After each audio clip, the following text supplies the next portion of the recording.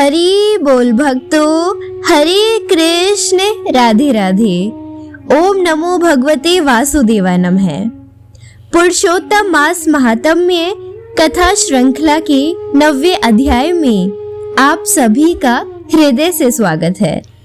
भक्तों, पिछले अध्याय में आपने उस ऋषि कन्या की करुण कथा सुनी जिसने अपने पिता को खो दिया और अकेलेपन, दुख तथा निराशा में जीवन बिताने लगी। लेकिन आज की कथा में एक नया और अत्यंत रहस्यमय मोड़ आने वाला है, क्योंकि आज इस तपोवन में प्रवेश होने वाला है महाक्रोधी, महातेजस्वी ऋषि दुर्वासा मुनि का। आज आप सुनेंगे कैसे भगवान श्री कृष्ण और माता रुक्मणी से जुड़ी एक अद्भुत घटना ने एक बड़े शाप और दिव्य रहस्य को जन्म दिया। यह अध्याय केवल एक कथा नहीं, बल्कि भगवान की लीला, ऋषियों के क्रोध और भक्तों के भाग्य का गहरा रहस्य है। जब भगवान स्वयं विनम्र बनकर भक्तों और ऋषियों की सेवा करते हैं, तब हमें यह सीख मिलती है कि विनम्रता ही सबसे बड़ी शक्ति है। तो भक्तों, इस दिव्य कथा को अंत तक श्रद्धा भाव से अवश्य सुनिएगा। और यदि आप भी भगवान श्री हरि विष्णु की कृपा पाना चाहते हैं तो वीडियो को लाइक करें, चैनल महाकाल कन्या को सब्सक्राइब करें और कमेंट में लिखें राधे कृष्ण। आइए दोस्तों, अब शुरू करते हैं पुरुषोत्तम मास महात्म्य का 9वां अध्याय। श्री गणेशाय नमः। श्री कृष्ण का क्रोधी मुनि दुर्वासा एवं ऋषि कन्या की कथा कहना। सूत जी बोले, इसके बाद नारद मुनि आश्चर्य से मेधावी ब्राह्मण की पुत्री का अद्भुत वृतांत पूछने लगे। हे मुनि, वह मुनि पुत्री फिर उस तपोवन में क्या करती रही और किस मुनि ने उसके साथ विवाह किया? श्री नारायण बोले, वहां उस पुत्री को अपने पिता की रह रहकर याद आती और बार बार शोक करते हुए उसके कई वर्ष बीत गए। उस सूने आश्रम में उसकी दशा ऐसी हो गई थी जैसे अपने झुंड में से बिछुड़ने पर हिरनी की हो जाती है।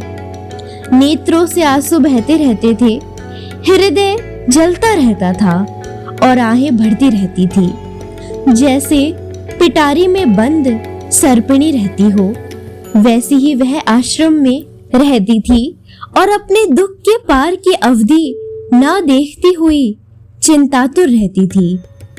ऐसी कन्या के पास एक दिन भाग्य से प्रेरित उस वन में अपनी इच्छा से क्रोधी मुनि दुर्वासा आए, जिनको देखने मात्र से इंद्र भी थरथर कांपते हैं। ऐसे जटाजूट धारण किए मानो साक्षात शिव ही हो। श्री कृष्ण बोले, हे युधिष्ठिर, जिन्होंने बाल्यावस्था में तुम्हारी माता कुंती से सम्मानित होकर प्रसन्न हो देवताओं को आकर्षण कर देने वाली विद्या उन्हें दी थी, और जिन्होंने, हे राजन, मुझको भी सब देवताओं से पूजित रुक्मणी सहित बैलों के स्थान पर रथ में जोता था। श्री नारायण बोले, हे नारद, दुर्वासा को रथ में बिठाकर वे दोनों जब रथ खींचने लगे, तब राह चलते चलते बड़ी तेज प्यास से रुक्मणी जी के तालू और होष्ठ सूखने लगे।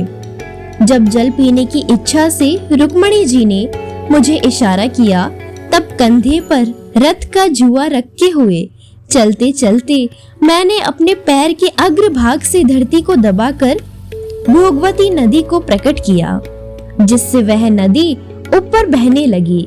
और उतने ही जल से, हे महाराज, मैंने रुक्मणी की भारी प्यास को बुझाया। यह देखकर मुनि दुर्वासा को तत्क्षण महाक्रोध उत्पन्न हुआ और प्रलय काल की अग्नि के समान उठकर कुपित ऋषि ने मुझे शाप दिया कि अहो कृष्ण, तुम्हें रुक्मणी अत्यंत प्रिय है, तुमने उसके प्रेम के कारण अपना महत्व दिखाते हुए मेरा निरादर कर उसे पानी पिलाया है, इसीलिए तुम दोनों में परस्पर वियोग होगा। हे युधिष्ठिर, ऐसा उन्होंने शाप दिया था। वही दुर्वासा ऋषि साक्षात रुद्र अंश से उत्पन्न मानो प्रलय काल के रुद्र के समान हो। वे अत्रि ऋषि के उग्र तप रूपी कल्पवृक्ष के अति श्रेष्ठ फल और सती शिरोमणि अनुसुया के गर्भ से उत्पन्न अतीव मेधावी दुर्वासा नाम के मुनि मानो साक्षात तपस्या ही ने मूर्तिमान हो अवतार लिया हो। अनेकों तीर्थों के जल से भीगे जटाओं से भूषित ऐसे मुनि को आते हुए देखकर कुमारी ने शोक सागर से निकलकर खड़ी हो धैर्यता पूर्वक मुनि के चरणों में प्रणाम किया। जैसे जानकी जी वाल्मीकि मुनि को अपने आश्रम में लाई थी, वैसी ही वह भी दुर्वासा मुनि को अपने आश्रम में ले आई। अर्घ, पाद्य, वन के फलों और नाना प्रकार के पुष्पों से स्वागत करने की अनुमति ले आदर से उनकी पूजा की। फिर हे राजन, वह विनय पूर्वक बोली, हे महाभाग, हे अत्रिवंश के सूर्य, आपको नमस्कार है। मुझ दुर्भांगिनी के आश्रम में कैसे पधारे? आपके आगमन से मेरा भाग्य उदय हुआ, अथवा मेरे पिता के पुण्य प्रभाव से प्रेरित हो मुझे समझाने आए हो। आप जैसे महात्माओं के दर्शन करने से तथा तीर्थ रूपी चरणों की रज स्पर्श करने से मेरा जन्म और व्रत दोनों सफल हो गए। ऐसा कहकर वह कन्या उनके आगे चुपचाप खड़ी रह गई।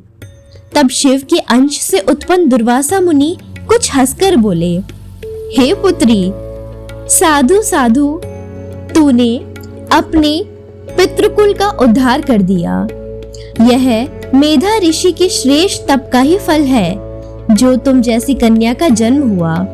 मैं कैलाश से तेरे धर्म परायणता जानकर ही तेरे आश्रम में आया हूँ और तुम्हारे द्वारा सम्मानित हुआ हूँ। हे वरारोह, मैं अब नारायण देव सनातन मुनि का दर्शन करने शीघ्र ही बद्रिकाश्रम जा रहा हूँ, जहाँ वे लोक कल्याण के लिए उग्र तप कर रहे हैं। कन्या बोली, हे ऋषि, आपके दर्शन से ही मेरा शोक रूपी समुद्र सूख गया। हे मुनिवर, आपने सांत्वना दी कि मेरा भविष्य अत्यंत उज्जवल है, परंतु हे मुनिराज, मैं शोक की ज्वाला से जली जा रही हूँ। हे कृपा सिंधु, हे कल्याणकारी, क्या आप उसे नहीं जानते? उस दुखाग्नि को बुझाने का कोई उपाय कहिए। मेरे विचार में कोई भी हर्ष उपजाने वाला नहीं दिखता। मेरे माता पिता भाई आदि कोई भी नहीं है जो मुझे दुख रूपी समुद्र से बचा सके। मैं कैसे जीऊं?